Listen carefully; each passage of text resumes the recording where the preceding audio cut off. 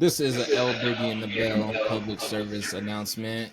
We are still here, and I was on vacation, and we might have missed a week, but we are back at it again. This is El Boogie and the Bell.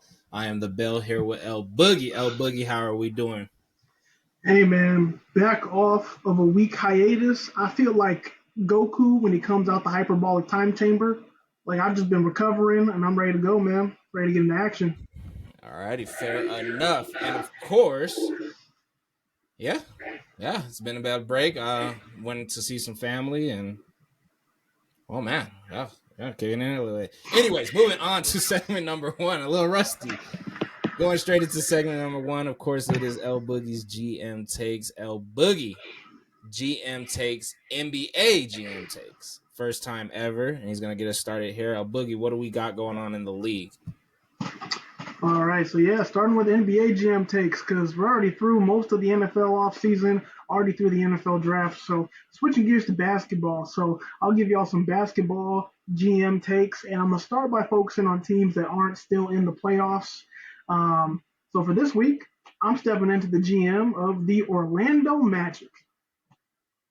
Orlando Magic, they just had a first round exit. I believe they played the Knicks. Who they lose to? They lost to the Cavs. They just lost to the Cleveland Cavaliers. 7 games. Yeah, went to 7. They put up a good fight. Which I mean I think that shows a lot of potential for that Orlando Magic team. They're a very young team, very young. Paulo Banchero, he's obviously their star. But they're very young and they're in a really nice place because they're not paying anybody significant money. Like nobody on their books is making $20+ million a year. And since they're a young team, they just made an a postseason debut. They put up a fight against the Cavs. I think there's a lot of potential. They just need a couple more pieces. So what I think they need a veteran presence that's going to be able to come and give you, a consistent 20 points. They need a good caliber, probably like a forward, and I think they need a point guard who can distribute but can also shoot to kind of space the floor a little bit. So then you open up the lanes for Apollo or a Wendell Carter. So I think in the offseason, I think they should target Paul George, who is a free agent this offseason. They can throw some money at Paul George on a 3-year deal, maybe a 2-year deal with a player option or something. Get Paul George in because then, all right, bet Paolo could be your number one. Paul George, he's later in his career, but he still can give you buckets easily. So you bring in Paul George, he's going to step in at your 3. He's going to get you, Paul George numbers. And then for the point guard, you go and pursue like a D'Angelo Russell or a Buddy Hield, both young or relatively young point guards who can shoot the 3. So that way, other teams have to respect the 3 ball. You can spread out the floor some more and open up the lanes for Paulo. So I think those are some key acquisitions that the Orlando Magic can make this offseason to really take them to the next level for next season. And your young talent's just going to get another year older, another year experience, better. So if they make the right moves and they have the money to make the right moves, I think they're going to they could be a threat next year in the East.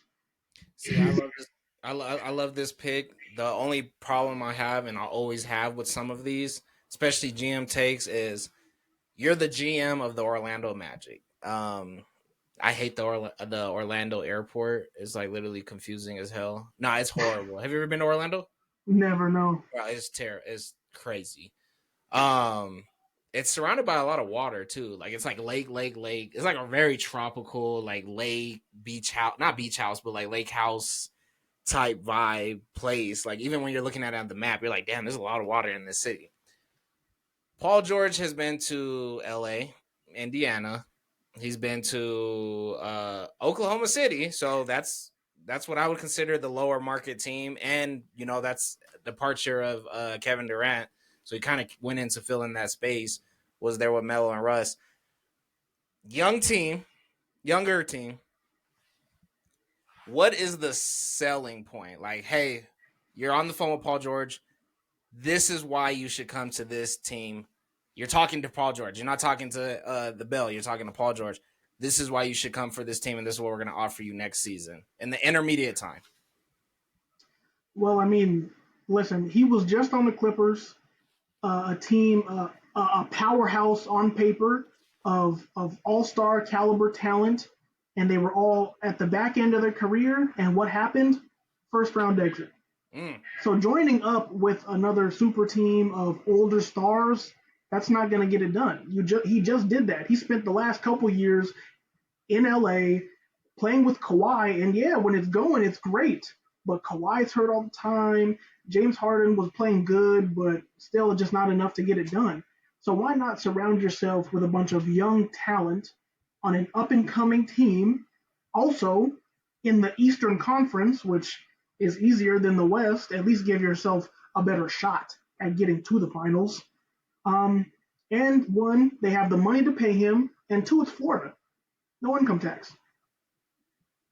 Okay. So That's a great standpoint. Orlando would be especially if it's not just Paul George they're getting, if they're making moves to get other pieces this offseason to make that team like really look good and really function. Obviously, putting it together is the tough part, but if the team is committed to winning, he's committed to winning. I know he probably wants a title before he retires, and he wants to get paid. Orlando can make it happen. See, I wish it kind of was Cleveland because I feel like that he'll be like a super dark horse on Cleveland's team, but Orlando could definitely use him. So for me personally, I think I like that take. You make it hard. You know, we're not too much of a debate show. That's one thing I've noticed. I've heard this from people who watch. We're not too much of a debate show. I agree he should go to a small market team. Paul Millsap never played to the like never played to the hype of like what a Paul George did, but what Paul Millsap did do is get onto a young and upcoming hungry team. And if you can remember like the COVID year, and I think he was there the year after, he was a very important part of teaching the younger players of like winning, teaching the younger like he was a big contributor to the Denver Nuggets team. Like he saved them a lot just due to being a veteran. So adding Paul George, which is way above that, to a team, I want to see it work where all star potential player goes into a younger team and really tries to fix it. They kind of did it with LeBron. Remember, LeBron had a really young team, and a lot of those players got spread around the league. Like, you know, from you remember he had the Lonzo Ball team. He had Right. everybody who currently plays for what are they called? The New The Orleans Pelicans, yeah. Pelicans. You Yeah. know, he had Josh Hart. You remember LeBron had Josh Hart. Look at Josh Hart now with the Knicks. That didn't work out, but I would like to see like the under tier, which is like your Paul Georges going to these younger teams and showing them like, hey, I'll be the veteran, but you guys be the running guns. Like you guys are, you feel me? You guys are the machine gun of this. I'll just come in with the real veteran status. So I do like a lot of these older teams who are trying to make these Avengers to actually spread out and contribute to these younger guys' success and showing them the chips and tricks of the league. You know, 7+ years into the game, which a lot of those guys 10+ years. Right. So Yeah, yeah, and I I think actually love that take. That's a really good take. I want to see a lot of these older dudes go to younger teams. You know, right, even and I think the good. difference between this and when LeBron went to LA, when LeBron went to LA, he wasn't going to the Lakers because the Lakers were great, and no, he was going to the Lakers because they're in LA. Like he wanted to go to LA, and then they made changes to make a good team around him, and then they won a title. At least with the Magic, you have a young team that has momentum. Like they just made the playoffs. They were the fifth seed. Okay, so the fifth seed, they already know what it's like to be in the playoffs. They just need a little more to just go further. Paul George can be that little more. For sure, for sure.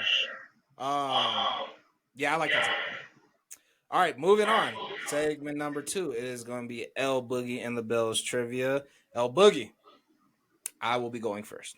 I thought I just read it completely backwards. All right, so I kind of like that over under we played. I believe it was last episode. So I'm gonna hit you with another over under. Make this clear, that way Opus picks it up. El Boogie.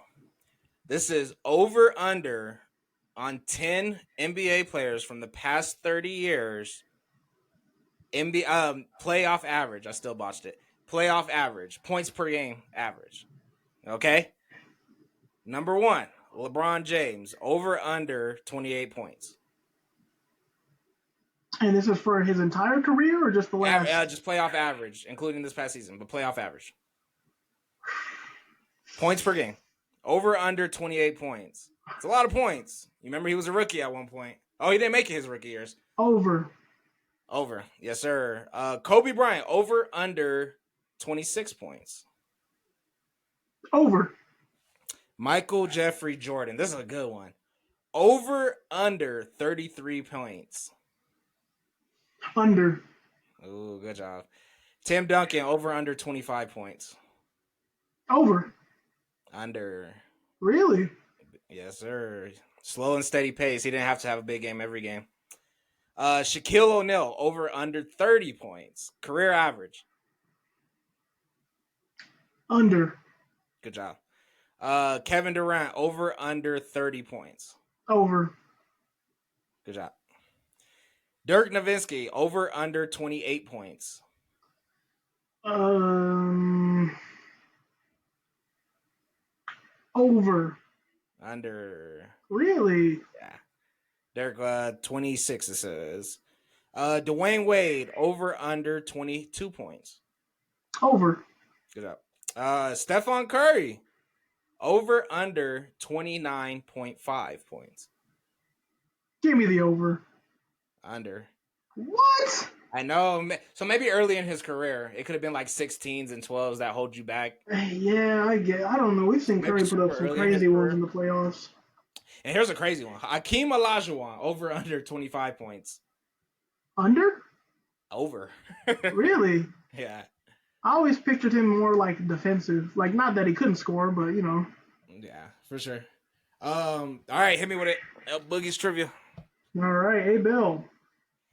In NBA playoffs, man, we got some teams that are all vying for an NBA title. But in the NBA, there are currently 10 teams that have never won an NBA title. Can you tell me those 10 teams? The Bulls. Now, the Charlotte Hornets. All right, that's one. Excuse me. I guess I don't know why I was about to say the Charlotte Bobcats right after that. The New Orleans Pelicans. Pelicans, yep.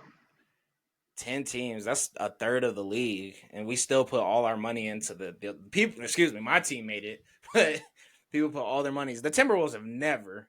Timberwolves, yep. Timberwolves. There's teams you don't even follow. Have the Pacers ever made it? I know The they Pacers made it. have never won a title. Oklahoma City has never won. The franchise has won because they were the Seattle Supersonics. They won one? Yeah. I know they went and lost against the GOAT. What am I on the? Where should I be looking? The East or West? You got some. There's some West teams actually that you're missing. Sacktown. Sacramento is not on the list, so I guess they have one. Wow. The Clippers. Clippers never won it. That's it for California, huh?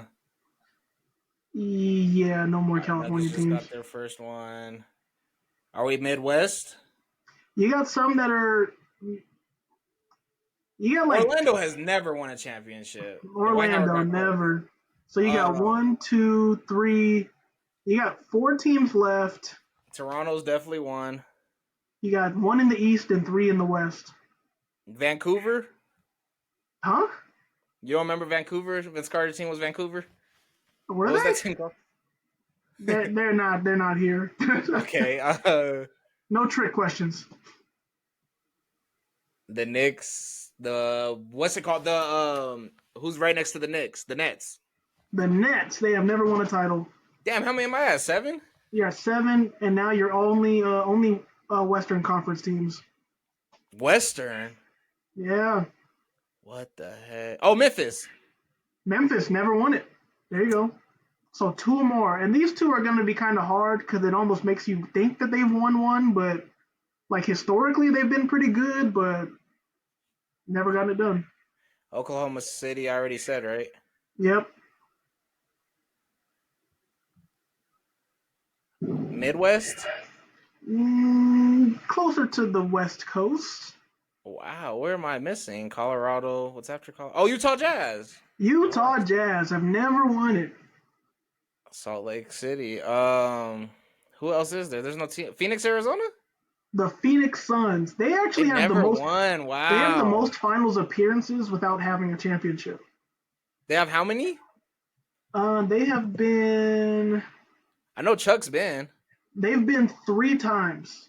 Never won. Damn. So Chuck's probably been twice, and then They just lost to that the boy to the Book just Bucks. lost. Yep. Was Kevin Durant on that team that was there? No. It was No, he CP3. wasn't. It was No, it was CP3 and CP3, Aiton. DeAndre Ayton. Yeah. All Yeah. right. Sucks to suck. Alrighty. Well, the Nuggets got one, and we're potentially gonna get another one based off of the game I'm watching right now. So, alrighty. That is it for El Boogie and the Bells trivia. Moving on to our segments of the day. Today, I actually want to get to NFL. You know, El Boogie's takes didn't have too much NFL in today. We didn't have NFL in them today, but we're not gonna forget about the league. We got some new looks in the league. And I just want to know how you feel about a couple new looks. Our first new look is obviously going to be Odell Beckham Jr. just potentially making the Dolphins an even more explosive team. How you feel about that? How you feel about that receiving core in general? I like the receiving core. I really do, and I think it's a really good spot for Odell because you're not asking Odell to step in and be a number one or number two option because I don't think he is that at this time in his career. But asking him to go in and be a number three, I like that. I like that because he can still give you a 700-yard season, with maybe 5 touchdowns. Like he can still give you that, and for a number three receiving option, that's pretty good. Now, I don't really think it takes Miami over the hump. I really don't because they were just as explosive last year. But I think it. I do like that spot for him. Okay, okay, yeah. So I like that a lot just because that's where he is in his career. If you ask me, and having special plays just for him and having to deal with Tyreek Hill and Waddle for the other part of the game is just like it sounds like hell. And you still have a veteran receiver who, he put up 600 yards last year. Like, sure, it's not the top of the top, but it's like 600 yards is 6 touchdowns starting at the 1 yard line. Like, you cannot overlook that. So adding that to two MVP receivers, not of just offense, but of the league. That's deep. This one was crazy to me. Chase Claypool signed to the Buffalo Bills. The Buffalo Bills had some interesting signings all in the same day. So, how do you I, feel I, about I them think the adding Bills. that? They added a linebacker and DN at the same time, Deion Jones and Dwayne Smoot. I I think the Bills. I think we're gonna see them take a step back this year. Mm. Um, I mean, even though I wouldn't say Miami's closer to a Super Bowl. I do think Miami's closer to winning that division. Like, I wouldn't be surprised if they win it at the end, and the Bills are second or third in the division. But yeah, I see the Bills regressing. I mean, you lost a lot of key players on both sides of the ball, getting rid of Stephon Diggs. You lost some defensive pieces. You drafted like Keon Coleman out of Florida State, and if he's a good receiver, then cool. But outside of that, your receiving core isn't really much. I mean, like offensively, I don't see the pop other than Josh Allen, and I don't want to see Josh Allen play Superman any more than he already does. Because he was kind of leaving it alone towards the end of the season last year, Like he kind of had more trust in his team than just acting wild like he usually does. Yeah, but I don't know. I don't really like them going into next season. I don't. What do you think? I think they're taking a step back and they might be adding a little more chaos to the squad, which I wouldn't recommend. You just got a receiver who isn't too happy, so getting one that could be potentially problematic doesn't sound ideal. But I do think that they take a step back in the AFC North. East. East, excuse me, North, yeah. Yeah, AFC East. yeah. I think Um I think their coach is on the hot seat. You think so? I think so because you've had good teams and you've been consistently good, but you've never been able to get it done. At some point, it's going to be like, all right, bro, you've had good rosters, but you can't do it, so it might be you. So Okay. Yeah, those are like the crazier ones to me. What about new additions? You got any new additions or any acquisitions you think kind of caught your eye this week? that really make the difference. Dang, I've been out of the loop with football, but I think I don't know. What do you think? What do you think about the Chargers? They just got Bud Dupree. He's like a pass rusher. Um, I don't know. Do you think the Chargers like? Do you think they're going to be any more of a threat in the AFC West? No, I think the AFC West is definitely going to let the Chiefs take over again next year. I think the Chiefs are going to have a way better regular season. I think the Raiders are going to be thugged out. And what I mean by that, I think that they ain't scared of nobody. So that offers a lot of problems in the AFC West when it comes to the Broncos and the Chargers trying to get a couple wins to maybe get the like sixth or seventh playoff spot. So I don't see the Chargers or the Broncos really competing with one, a powerhouse. I'm talking about power ranking top three every single week until the end of the season. And number two, most importantly, a dog team, a team that's going to take you into deep waters every time you play them. So I think AFC West, like, yeah, I like how they're investing into their defense. I like how they kept Khalil Mack. Big move here. They might get rid of him during the season, but I do like that they kept him at least going into training camp. And they took us. I mean, they lost their golden boy, not their golden boy. Their golden boy is probably Justin Herbert, but they lost your little shifty running back, all-purpose man. I don't. Yeah, not that cool. Not that cool. They're not that cool on paper to me.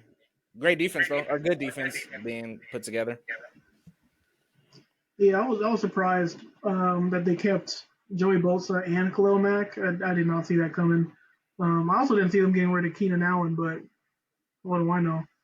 Um, how serious do you think we should take the New York Jets? I Because think they should. If they don't, they should be a playoff team after 8 games. If they're not a playoff team after 8 games, then if they're in the hunt, I don't expect them to do nothing crazy. And what I mean by playoff team in 8 games, we have a 17-week season, 17-week season. After 8 games, we got to be like, whoa, like they're 6-2, and they're like, oh, well, you know what their defense is going to do next year. We don't have to question their defense. If their offense could accumulate like a crazy amount of touchdowns and a crazy amount of all-purpose yards, I'm talking special teams and everything. If they're like, damn, I want to see them play Sunday night, then we could go all in on them. But if they're still in like the middle to bottom half of the playoff picture, once we get into the playoff picture going into week 10, I'm not going to give them too much stock other than maybe a playoff win. You got teams like the Eagles, who are a good team, who fumbled at the end, who got even better and filled all their holes. Anything that was wrong with them. You got the Rams probably rebuilding based off of still making it to the playoffs last year. You got, I mean, the East is, the NFC is a little scary. You got Baker Mayfield ready to come back to ball. No, real talk though.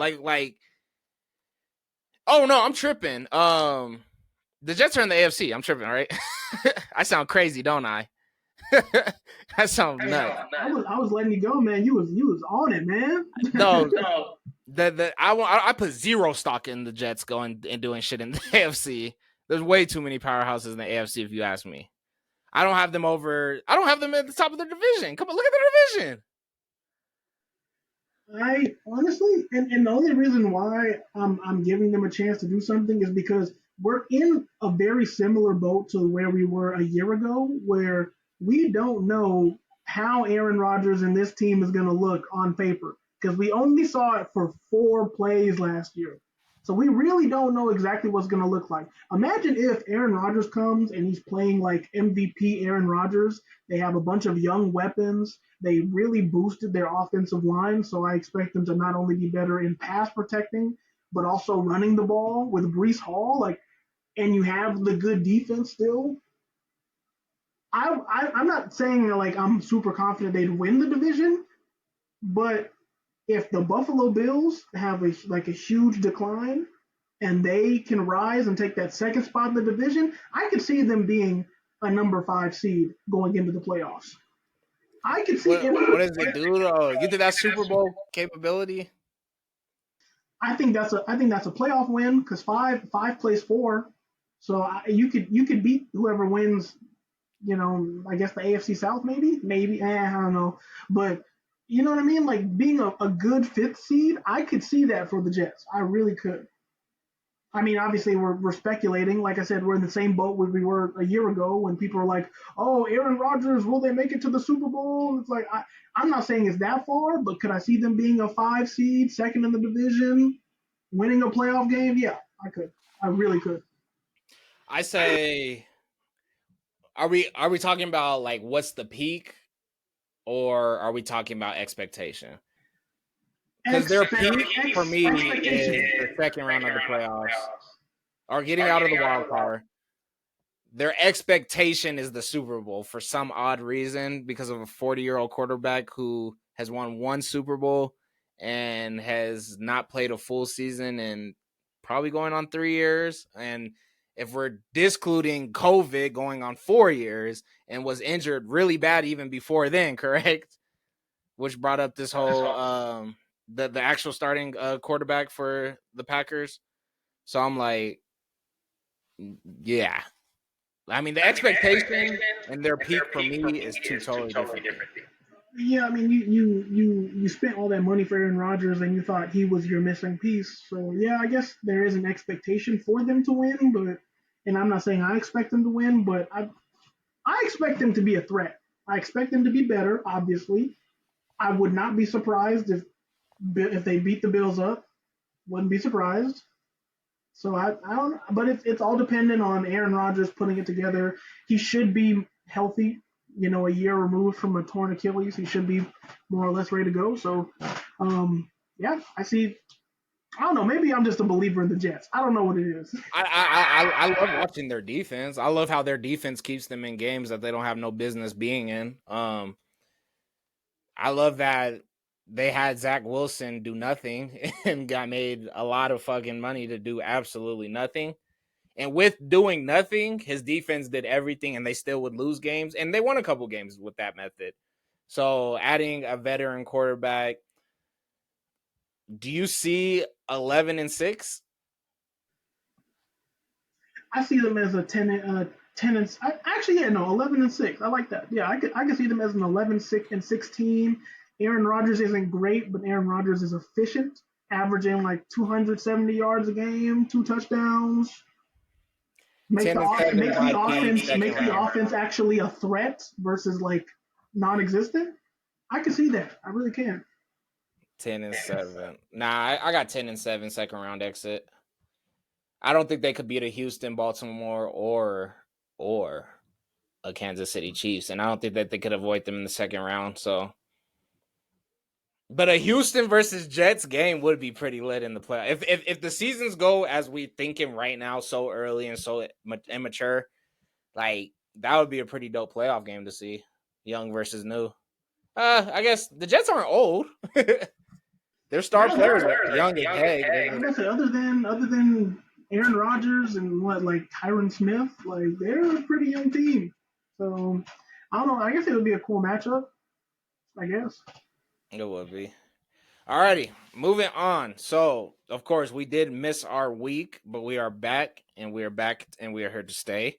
Um, El Boogie and the Bell will be talking about our first round recap of the playoffs. We're gonna keep it a little bit brief because we still gotta talk about second round, and we also gotta talk about let's mix in our first round and what the first round teams that exit need to do. Of course, in our GM takes, we already hit the Magic series, so we could talk about that first since it's over. Um, what did the Cavs do for you? And you've already spoke on what the Magic should do. The Cavs kind of showed me what they've shown me kind of all season, and even into the second round is that they can be good, but they're just inconsistent. A very similar problem as the Pacers have. Like they can have nights where they're really on it, and other nights where they're just garbage. Because I didn't think that Cavs and Magic series that shouldn't have gone 7 games. Should have went like 5, but it went 7 because Cleveland just gave them the opportunity to beat them a couple times. So yeah, I think we're seeing it now when they're playing Boston or Cleveland as they're playing Boston. You have a great blowout win one night, next night you're garbage. Now they were up 1-0 and now they're down 1-2 in the series. So they're showing me what they've been all season, just inconsistent, like potential, but They're your inconsistent. dark horse too, right?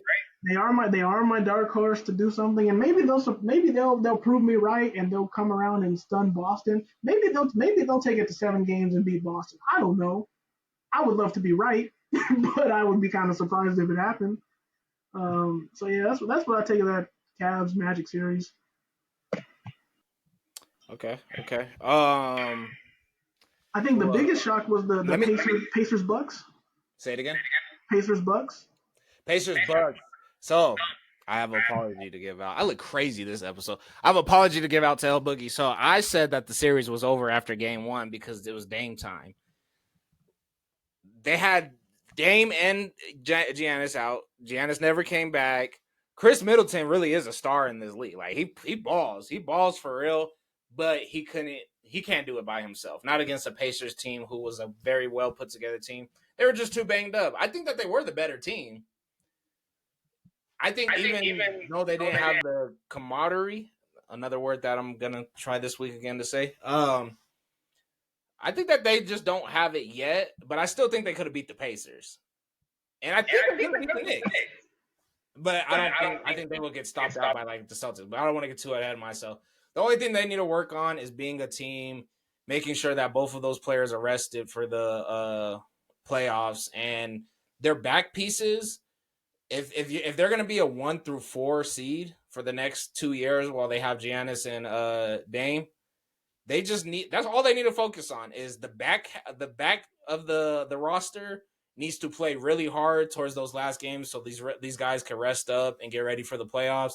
Because if Chris Middleton, Dame time, and I mean, come on now, if Giannis is just there, like the factors there, so they just need to be more prepared for the playoffs, and that's a lot to ask for people who have to play 82 games before you get there. So that's why I would focus on the back half of the roster and take losses towards the end of the season, but get the guys who are going to be playing valuable minutes to be ready. So I would worry less about seeding. They're a good team, but they lost to number 6. So if you could lose to number 6, you could be number 6 and beat number 3. So I think they should really focus on that back half of the roster. Next year, let the guys rest, get back in there. Pacers, they're missing a piece. But they're a good team, and What piece do you think they're missing? maybe it's not a piece. Maybe it's age. Maybe it's experience, like deep playoff run experience. Like maybe they gotta get bumped on their head. Keep this team together. Get bumped on your head. Come back next year. Yeah, Uh, I'm about to say because I feel like maybe it is experience, but like as a team, I mean, you have your distributing point guard who can shoot. You have a forward that can press and score in Siakam. You have a center in Miles Turner who's like good with defense, decent rim protector. They even got like Obi Toppin. Like they made moves to make this team pretty solid. Maybe it is the experience part of it, but I don't really know what piece you add to that team, and they just like are instantly better. yeah, Siakam was. I like the Siakam pickup. I think that was the piece. Yeah, so maybe it is Key just more playoff time. run. Yeah. All right, let's keep up with the East. Who was 1-8? Celtics and Heat. This one's real quick and easy. Heat were banged up. Celtics are just a better team. They have a complete team. So you got anything on that? Yeah, I mean without Jimmy Butler, it was a very Yeah, you just blocked out your mic. yeah, my bad. Yeah, without Jimmy Butler, it was an uphill battle. Yeah, Like they didn't really have a shot. I they don't think fought though. anybody. They got Huh? they took one and they took it in. What's it called? So Yeah, they played hard. They tried to fight, but it just wasn't the same Heat team from a year ago. 2-7. Yeah, and Celtics are just a better team. Who was two? Two was the Knicks. The Knicks and who they play? It was a good. Was it? Oh, the Sixers. That was a great Oh series. yeah, That was a fun series to watch. actually no, that was probably the best series of the first round because the Sixers were fighting hard. Joel Embiid was banged up. You could just see it. He was not 100%, but he still showed up and balled. He did what he could. They tried literally to do everything they could to beat the Knicks, but the Knicks were just healthier. That's And it. it's kind of which is kind of funny because the Knicks are banged up too. Like the Knicks didn't have Julius Randle. Um, I So think it just was imagine if another. the team went to the second round, man. Or if they had all those pieces, they got a heck of injuries everywhere. All right, moving to the West. Let's go. Who was one? One is Shea. Shea versus. The Pelicans. Yeah, It's a sorry series. they beat Just a them. I throwaway don't think Zion. nobody expected the Pelicans to win, especially without Zion. Yeah. Interesting with Zion, throw his Zion. I don't know if they should do the same method as I want the. Who did I say I want them to do it? I don't. So the Bucks are a little older. Zion's still young. Their team is still relatively young. I'm pretty sure they're still under 30 for the most part. Uh, let's just try to be there as a unit. That's coming from a guy who's just sitting inside of his house and doesn't have to train at 6 o'clock in the morning, 3 p.m., and have a game at 5. But let's just try to be really, really ready for the playoffs. I appreciate Zion for playing most of the year. I appreciate him for dunking and doing a whole bunch of athletic ish that I can't. It's just I would have loved to see him in the first round of the playoffs. I would have loved to see him play against LeBron in a closeout game and potentially play two, which would have been the Nuggets. Like, um, OKC's playing good basketball, but we are going to talk about OKC in the second round. 2 versus 7, Nuggets Lakers, and Nuggets Lakers. and Lakers. Yeah, that series. And honestly, I felt like that series was foreshadowing what was going to happen to the Nuggets in the first round. I mean, the second round because the Nuggets, even though yes they did win in five, all of those games or most of those games were close games. Like they weren't like dominant wins. That it wasn't the same situation as a year ago when we swept them. It was we had to fight. They had to fight tooth and nail to get past the Lakers. And I didn't see it as the Lakers were that much of a better team compared to last year. I saw it as the Nuggets just didn't have it together. Maybe they lost a gear, they lost a step. Mentally, they weren't there, but I could just tell something was different and something was off. And that's why I was worried playing the Timberwolves because the Timberwolves had a dominant performance against the Suns. Like they dominated the Suns the whole series, but the Nuggets didn't dominate the Lakers. So that worried me in itself. Like I was like, all right, this is gonna be that second round is gonna be much harder. And so far, it's proven to be. I know they're playing right now, but um, I mean, yeah, they lost 2 games at home to the Timberwolves, and they're trying to fight their way back. So I think we'll get into that foreshadow a little later. I think the Nuggets weren't playing with a sense of urgency, and I'm actually watching the game right now, and now they're starting to play with a sense of urgency after being down 2-0 and now 1-2-1, and now potentially it's about to be 2-2 the way that the game is looking. It took them a series and a half, which is scary because that half is scary when you're playing your games at home. When you're playing at home, that's no, you know what I mean. Those are the you need those, especially when you're the higher seed. They didn't play with a sense of urgency. Now that they are, we'll get into that. Just didn't feel like a sense of urgency. The Lakers played with a sense of urgency for 3 quarters, or excuse me, for 2 quarters, and then it just slowly fell down simply because they don't have a bad team. They just obviously don't have a championship team. See what they do with D'Lo. See how Reeves gets into the system next year. See how they could get some more supporting pieces. I like that dread the do with the locks. The dark skin dude with the locks. Torian Prince. Yeah, he was a dog all series. So I'm excited to see if they keep him or not. I'm not sure what his deal is right now, but that's a real solid piece that they should take serious because historically LeBron's teams, he mixes them up, they go somewhere else and they contribute better to the league than they were with LeBron. I think he's where he belongs. Yeah, I feel the same way about Reeves, but D'Angelo Russell, yeah, we'll see how LeBron feels when those meetings come up after the Olympics. 3-6 was Timberwolves whooped whooped the Suns' asses. How'd you feel about that one? I didn't expect that. I didn't expect the series to go that way. I really didn't. But I I did. mean, a sweep, a sweep. I Not man, a sweep. Five game series. the sweep was crazy because I'm just like, dang, like how do you? Because like on paper, I mean, I know everyone had expectations for the Suns, but like on paper, like you have KD, one of the greatest scorers ever. You have Devin Booker, who's a star. You got Bradley Beal, who has always been able to get buckets, and they just couldn't win one game. And now, granted, the Timberwolves are just a smothering defense. Like they always talk about like their length. No pause. They always talk about like their length on defense and like how hard that makes it for people to score.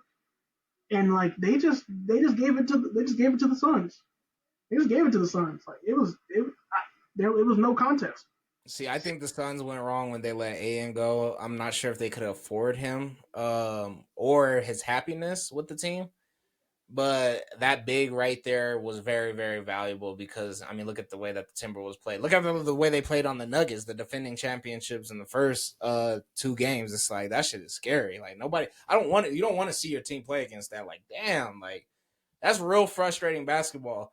So to see people like Kevin Durant being like on that frustrating of a position, like that was crazy. And then Anthony Edwards would just went high school basketball nuts on him. Like he went crazy. Like that's high school career play. Like when it's just like it feels like the game sliders are on. He went bananas on them. So Yeah, I I think don't I really think know what they should do next year. I think they should apparently they're come on, not doing it. have a team and everybody needs to be on the same page before the playoffs. A lot of these first round teams are starting to realize it was how prepared were you for the playoffs, which sucks because they play 82 games. Like imagine getting millions of dollars to play 82 games, but to achieve the greater greatness, to get the extra paychecks, to get the extra legacy, to for the people, the best player on the teams to make it to that Hall of Fame status where you're in a selective group. Like you really have to be prepared for a season after your season. And when you're not prepared, it's like you can have the best player in the world, but if your team's not prepared to play at that level, that next level, then it just sucks. 4-5. This was my best series of what's it called? And that was the this was my best series of the first round. We got Clippers, Mavericks. Yeah, I think I was also surprised by this one because I thought the Clippers would win it, but I think the Mavs what won it for them was, and it was something that they didn't really show all throughout the season, was their defensive capacity. Like they were not really good on defense to start the season. They definitely improved as the season got on or went on, and I mean, they played just good defense against the Clippers. Like they just, I mean, obviously you have Kyrie and Luca scoring bunch, but it was like all of the role players, like all the bench players, all the, they all just came with effort and energy, and it. I mean, it was impressive. Honestly, it was impressive. It was surprising. Um, yeah, I don't know. I think Kyrie and Luca, they now have a perfect dynamic where Kyrie knows, all right, it's Luca's team. I will score as needed. You need me to go get a crazy bucket, a crazy drive to the basket. I will do that. Kyrie's even playing like hard on defense, even hustling on defense. Like Kyrie's willing to play his role. I mean, he's not a role player, but he's willing to play his role on this team to win, which I think is commendable. And yeah, they're just balling. They're Where I balling right don't now think too. that they can win a championship, I like that everybody's accepting their role of what they need to get to a championship. At least that's how they're playing for the first two rounds. When everybody's on the same page, the team camaraderie is so important. And I mean, we've played on teams before. Like it just makes sense when a team's just on the same page. It's a lot easier to win a high school championship, a college championship, a professional championship when you have the best players in the world. You have a good coach, a good system, and good health. It makes everything. And Luka's playing like with a broken everything. But he still understands his roles and he's still not jumping trying to dunk on people because he never was. And it's just enough to get by and stay consistent. And I'm like, I think he sees the bigger goal. Unfortunately, I think he runs into too tough of a team next round. But come on. I think that and no, I need to say this. I predicted this. I said if the Clippers could come in with health and everybody knows their role, they could win. And this was after game one because I was like, Kawhi, of course, is not playing. They brought Kawhi back into the series and they lost a crucial game. I think it was at home when Kawhi only played like 20 minutes. And I'm like, I don't know how it is to have a perfect game one and then introduce a superstar or a playoff superstar to the team after you guys played the perfect game. Russ knew his job. PG knew his job. They had bench players. Everybody was on the same page, and of course, what's his name was this? Like everybody was just on. Oh, James Harden balled out. James Harden had a hell of a series, by the way. He was going. James Harden still got it. That was just tragic. That was tragic. So I knew when they interjected, and then not to say that Kawhi actually left for the rest of the series. It's like I think that just like disrupted them, and I think there's too much on the team. I think that they could do more with less, and it sucks. That's what it is. All right, moving on to the second round because we're about to have to wrap up pretty soon here. What? Let's pick one from the East and one. Well, shit, let's go through them. Fuck it. How do you feel about the OKC being down 2-1? Um, I don't like it for them because I think since they're such a young team, I think you need that momentum and you need that like mental like that you need that sense like all right, we're ahead, we're doing good. Like you kind of need that when you're a younger team. I feel like I think how they respond in Game Four will show either okay they are a young team but they have the mental fortitude to get past this, or they're a young team that just lost their momentum and it's you know it could be over. So I think if they come around and win a tough game four, or it doesn't matter how they win it, if they come back, fight hard, and win game four, I think they're I think it's a toss up. Obviously, it'll be tied 2-2. It'll be tied 2-2 heading back to OKC for game five. So yeah, I think game four is really pivotal for the Thunder.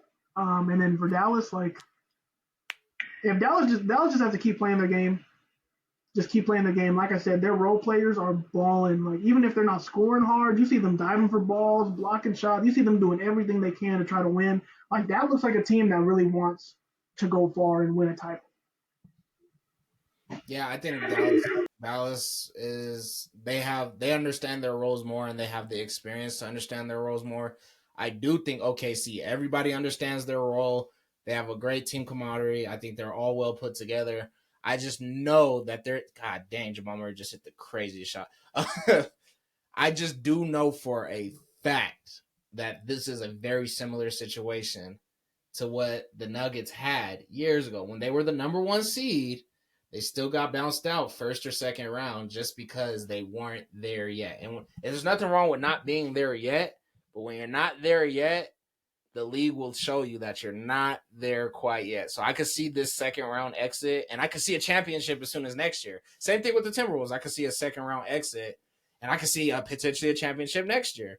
It's just not at this very, very moment. There's still some growing pains, and you can see it once they're playing people like Luka and Kyrie, who have a little more desperation. And what they have more than desperation and urgency is experience. Luka's done this before. Luka's been bounced out in the first, second. Has he been to a conference? Yeah, you remember a conference championship against no, he beat the Suns to make it to the conference championship. I don't know who he lost to next. But they've been here before and these guys just have not. So that's how I see this series going. Especially dropping one at home. If you're up 2-1, potentially win game 4, you're good. If they win game 4, I still think Luka's gonna take this series. Nuggets, Wolves. We're currently sitting at like 68 to 52. Nuggets? Yeah, I think the Nuggets they have a good chance if they win this game. All right, that means it's 2-2 going back to Denver. Essentially, it's whoever wins the next 3 games. Whoever comes out on top 2 out of 3, you make it to the next round. So it looks like they're going to win today. Don't want to get ahead of myself, but if they do win today, then yeah, you just gotta handle business at home. You just have to handle business at home. You cannot have anything like game 1. Definitely nothing like game 2. Like, be serious, be about your business, and take care of business. And I think game 3 and game 4 are showing that they're actually in their heads thinking, all right, we got to take care of business. So So I give them a good shot. this is what's terrifying for the Wolves. So think about the Nuggets position. They live in the Mile High City. So going to the Mile High City is never draining to them.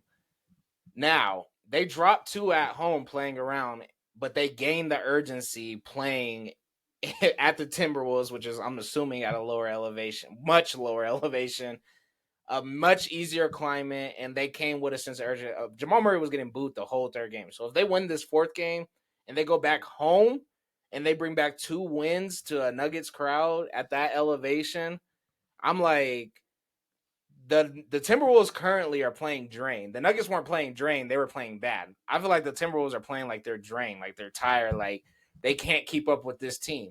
Now, what happens when you come back to this city?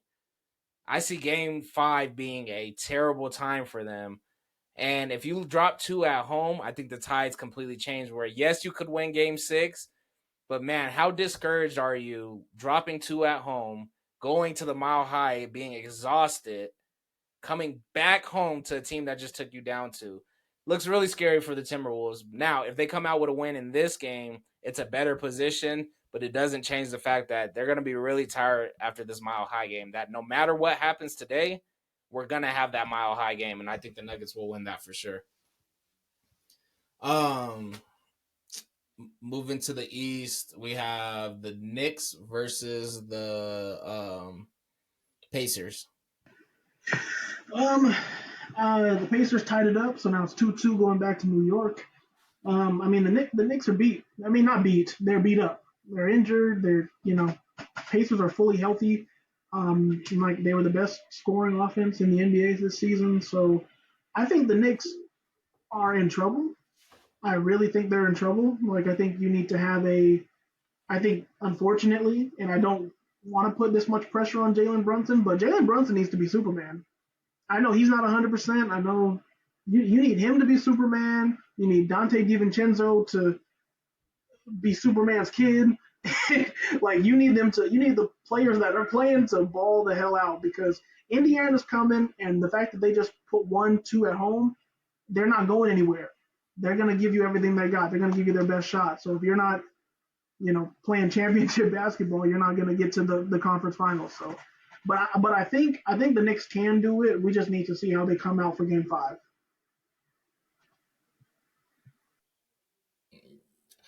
I want the Knicks to win just because I like the way that New York acts after they win. I actually like Jalen Brunson. He's quiet. He's well in tune. He's a baller. He's short. He's shorter. He could be like 6'2" to 6'4", but still, like, for what he does, and obviously how hard he's worked at the game to be able to be like on the shorter side and still find all his angles and play. He plays hard defense. Like, he puts his body on the line. He balls. I like Jalen Brunson. I think, looking for a new player after Carmelo Anthony to be my favorite player, like, he's definitely at the top of that list. I like the way Jalen Brunson plays. I just don't think with the injuries, and I don't think with the current way that the series looks, that they could really win this. But who knows? I think they have a couple of days off before the next game. I don't think it's just two. Hopefully they don't play until Tuesday. Um, maybe they could get some rest and come back with another New York win. But honestly, I think the Pacers take this series just based off of health and camaraderie. I mean, they have their real squad. Like they have their team. They have a squad. Like, hey, um, oh, funny enough. Are we evened up now? Or no, it's 2-1. Yeah. So how you feel about the Celtics? This shit, man. I mean, like I said, I would like to be right about the Cavaliers, but I feel like it's just this series will go as long as it takes for Boston to be serious. like, be serious. Put these guys away. Everyone knows Boston's the better team, and I'm not arguing that or against that.